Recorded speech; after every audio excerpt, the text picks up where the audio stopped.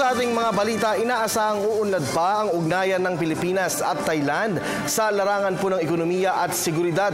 Ito'y kaugnay po ng pagbisita sa bansa ni Thai Prime Minister General Prayut Chan-o-cha kasama po ang kanyang may bahay na si Madam Naraporn Chan-o-cha. Alamin natin ang detalye ng ulat mula sa aming kasamang si Elena Luna, live mula sa Malacanang. Maraming salamat, Kirby. Napagkasundoan ni Pangulong Aquino bibisita ang Prime Minister ng Thailand na higit pang palawakin at palawigin ang mahigit 6 na taong pag-ugnayan ng Pilipinas at Thailand.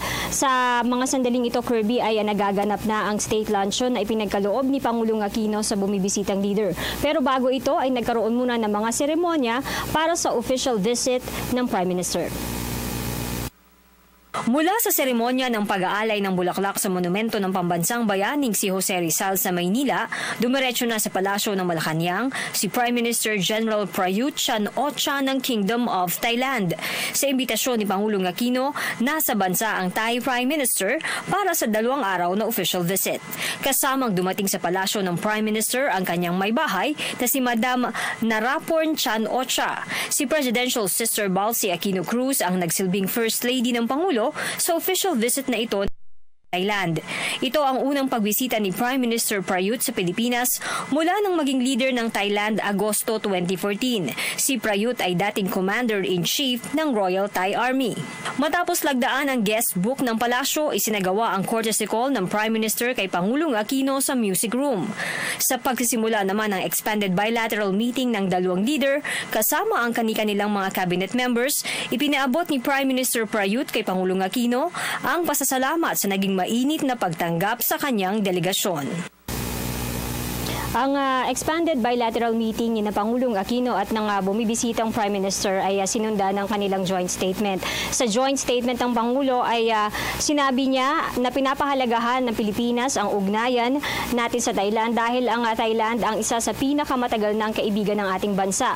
Kasabay nito ay pinasalamatan ang tulong ng Thailand sa mga biktima ng bagyong Hagupit. Nagkaloob ang Thailand ng $100,000 at 500 metric tons ng bigas sa mga Pilipino. Sinabi rin ng Pangulo na nakikiramay ang Pilipinas sa nangyaring trahedya sa Bangkok at ibinahagi niya ang pagtutulungang ginagawa ng Pilipinas sa Thailand. In terms of security, the Prime Minister and I also welcomed the signing of the terms of reference for the working group of the Philippine Army and the Royal Thai Army in April this year. In the same way that the Prime Minister was instrumental in strengthening the partnership between our armed forces during his time as Chief of the Royal Thai Army, so too does he continue to work with us in order to forge the kind of defense relations that enables us to serve our peoples in a more holistic manner. We are confident that this agreement will further strengthen security cooperation for the welfare of our peoples and our brothers in ASEAN.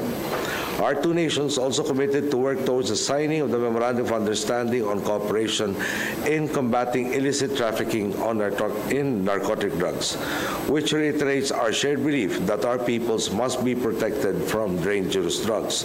As part of our efforts, coordinated operations between Philippine and Thai agencies will be conducted, and through this process, we look forward to sharing information between our relevant law enforcement agencies.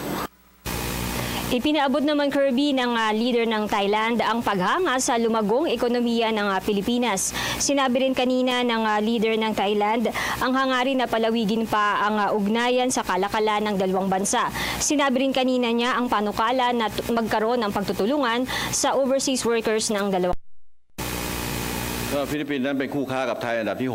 Philippines is Thailand's 6th largest trading partner in ASEAN and 18th largest trading partner in the world. In the past year, bilateral trade between the 2 countries grew at 10%. Both countries have the potential to expand bilateral trade and investment cooperation and support the ASEAN community. Last night, I had dinner with the Team Thailand and Thai private sectors in the Philippines, who expressed confidence in the potential of the Philippines economy and interest in expanding investment in the Philippines. I extended them my support. In this regard, I also seek the support from President Aquino in this matter. In addition, I am pleased that both sides convened the first Thailand-Philippines Energy Forum in early August in Bangkok with a view to promoting cooperation in energy sustainability. I commended the Philippines in the successful administration of overseas Filipino work.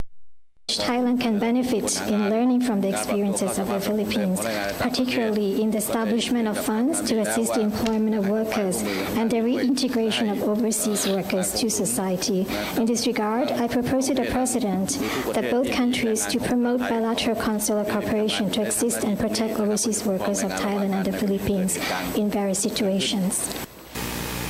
Ang nagaganap ngayon na state luncheon sa loob ng Palasyo ng Malacanang, ang huling activity ng Prime Minister sa kanyang official visit dito sa Pilipinas. Mamaya ay babalik na rin siya sa Bangkok.